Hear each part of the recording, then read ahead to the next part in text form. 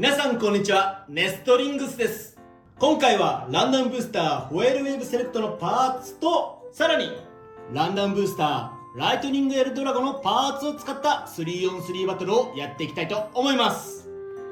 今回はジョメマルと足で対戦していきたいと思います。お願いします。お願いします。それじゃあ早速やっていきましょう。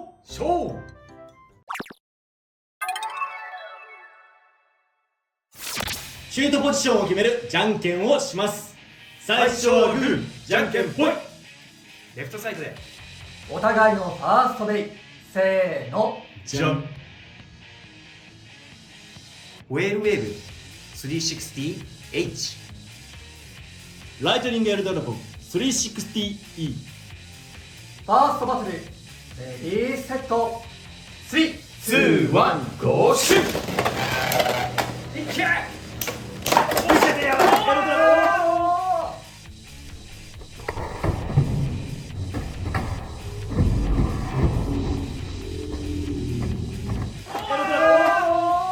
エクストリームフィニッシュ。ライトニングエルドラゴンに3ポイント。やったー。まあでもホエールウェーブの自滅だな今な。お互いのセカンドベイ、せーの、じゃん。コバルトドラグーン 180E ティラノビート 960U。 セカンドバトル、レディーセット、3、2、1、ゴーシュー。危ないおっよし、ちょっと暴れすぎちゃったねビート。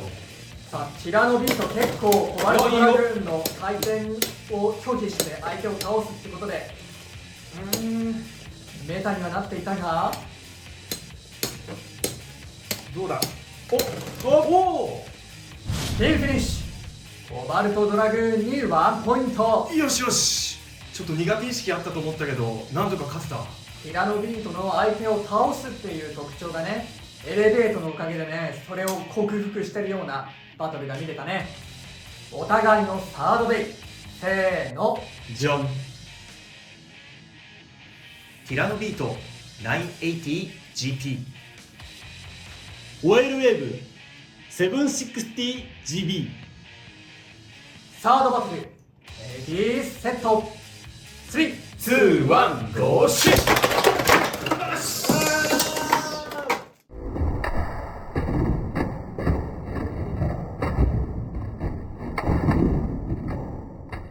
エクストリームフィニッシュ。ティラノビートに3ポイント。やったぜ。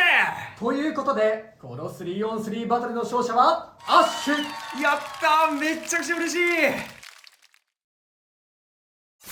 はい、というわけで 3on3 バトルやっていきましたが、いかがだったでしょうか。いや、ホエールウェーブね、お互いちょっとねエクストリームフィニッシュ負けしちゃっていいところは見せれなかったんだけど、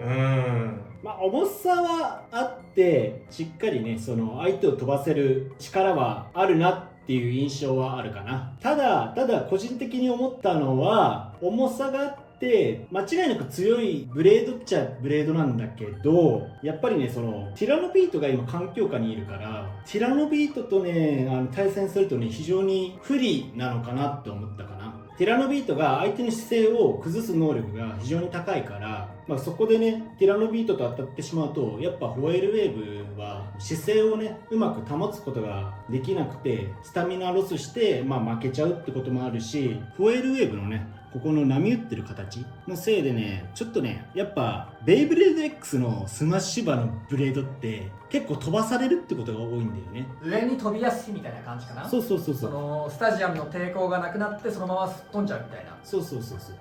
ういうのもあるからなんて言うんだろうな、重いんだけどちょっと飛びやすいのかなっていう印象は個人的にはあったかな。多分エクストリームフィニッシュ負けしたのも多分そういうのがあって負けちゃったのかなって思う。まあでもこう裏で回してる時にそう頻発してエクストリームフィニッシュばかりで負けてるわけではないから、今回ちょっとたまたまね運が悪かったところもあるとは思うけど、まあね、でも決して悪いブレードではねないと思うし、エレベートもね強いからコバルトドラグーンに履かせるとね相性悪かったティラノビートにすら勝てるよねっていうからね。そうだね、最初はティラノビートとまだ全然戦ってなかったから、これで勝てるようになるかなってちょっとドキドキしてたんだけど、ちゃんとスピンでね勝つことができたので、ようやくちょっとティラノビートより強くなってくれたのかなって思いました。エレベートやっぱいいビットですね。で今からライトニングエルドラゴの話をするんですけど、ただここからはちょっとあまりいい話ではないと思うので、見たくないよって方はこのまま動画をねストップしていただければと思います。でね、ちょめまるね、ライトニングエルドラゴン運よく連打馬とねアッパー馬手に入れたんですけど、正直ねいろんな悪いところが重なって、これね現状強いか弱いかって言われると弱いなっていうのが使ってみた感想です。まあ最初にねエルドラゴンの簡単な説明というかをしようと思うんだけれど、重量はね連打馬が 33g ぐらいでアッパー馬が 34g ぐらいで、今までのねバク転リバイバルとかと比べると結構重めには作られてはいるんですけど、やっぱりちょっとね大きな欠点があって。そうなんだね、エルドラゴ両方の肩とも回してるとねブレがねすごいんですよ、変重心すぎて。でブレードの裏を見ていただけると分かると思うんですけど、ここだけねメタルがぎっしり詰まってて、でこことここが空いてると。かなり変重心に作られてるっていうのはこれを見るだけでわかるよね。そして連打馬の方もこちら連打馬なんですけれど、ここがまずねメタルがすっからかん、ほぼ空の状態で、こっちもね同じく結構ない、もしかしたらここでもちょっと差があるかもしれないけれど、そしてここはもうパンパンに詰まってるね。だからここ2つは軽くて、ここ1つはかなり重めだから、もうすごいアンバランスでやっぱエルドラゴってアタックタイプじゃないですか。アタックタイプで使おうと思ってても、この変重心のせいでスタミナのロスがねすごい激しいなって思ってて、飛ばすことは飛ばすんだけど、やっぱアタックが決めきれないとすぐスピン負けしちゃうっていう。そうだね、要は最初の一発をちゃんと決めないと、そっからもう自利品感、そうすぐスタミナロスしちゃって、どんどん弱ってって終わっちゃう。そう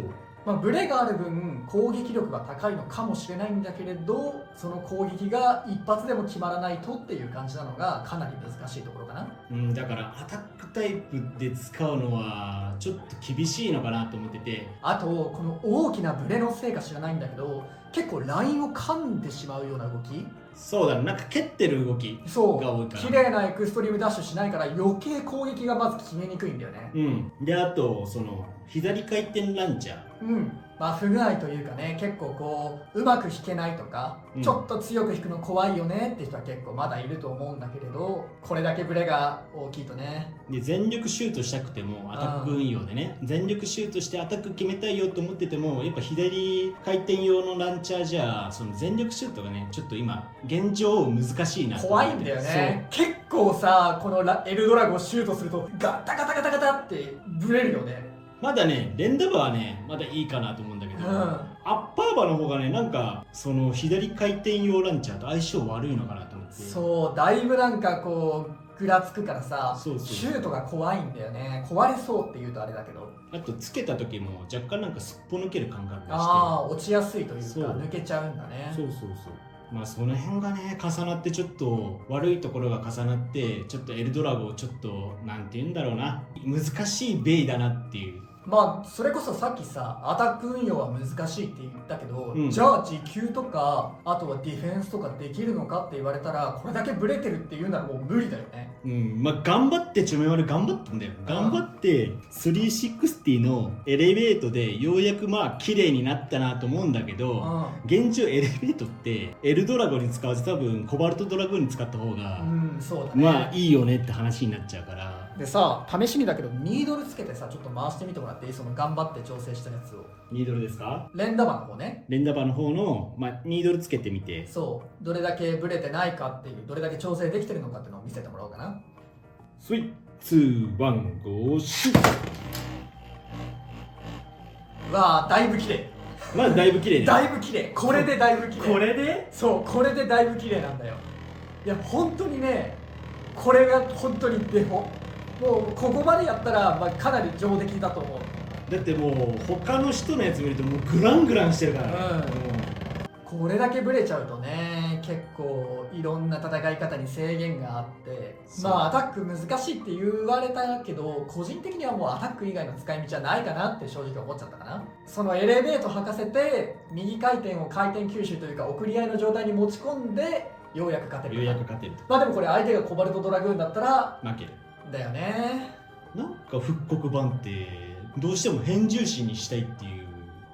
正直な話をしてしまうと、ここまでのこのエルドラゴンの説明というか性能を見て感じることは、どうしてもそのクロスオーバープロジェクトで出てくるベイには何らかの枷というかハンデを持たせた状態で出したいのかなっていうのは意図として感じてしまうよね。実際そうじゃないのかもしれないけれど、受け取ってる側の身としてはそう感じざるを得ないよね。これはそうだね。ドランザーの時は、ドランザーというかバク転リバイバルの時は左右非対称の形でかつ変重心で軽い。メタベイリバイバルは重量はねある程度改善できたものの、これだけひどい変重心に作られているから正直勝ち筋としてはかなり細いようにできていてってなっちゃうとさ、すでに予約が始まってるドラグーンストームは仕方ないとしても、ビクトリーバルキリーとかストームペガシスとかも復刻版は何らかのハンデがつけられた状態で出てくるって勘ぐっちゃうよね。そうだね。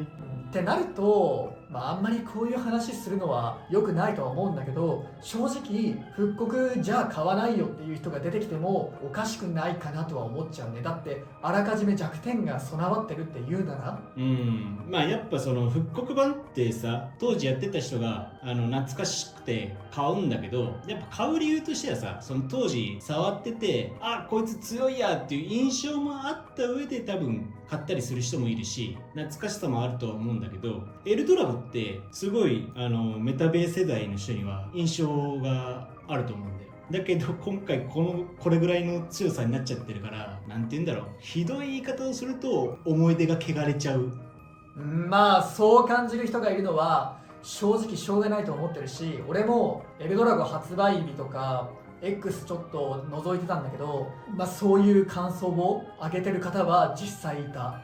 そう思っても正直仕方ないとは思ってる。そうね、そのクロスオーバープロジェクトってやっぱり過去ベイブレードをやってた方へのサービスというか復刻のそのファンサービスみたいなところあると思うんだけれど、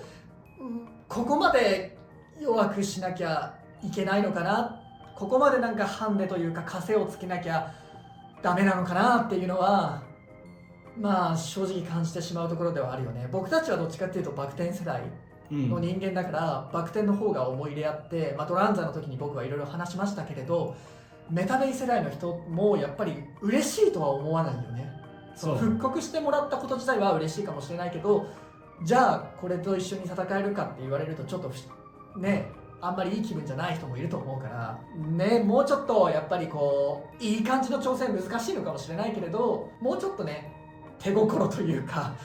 いただけたらいいなとは思ってしまいますね。ベイブレード X シリーズのベイと対等に戦えるような、環境にも入れるか入れないかは分かんないんだけど、そこまで活躍できるような感じの、復刻がしていただけたら一番いいのかなって思うから。そうね、そのロッドに勝てるぐらいとかそこまでは望まないから、そんなことでいろいろ言ってしまいましたが、ホエールウェーブはね、ブレードとビットとても優秀なので、気になった方は買って遊んでみてください。この動画が良かったらグッドボタンとチャンネル登録よろしくお願いいたします。それじゃあまた次の動画でお会いいたしましょう。バイバーイ。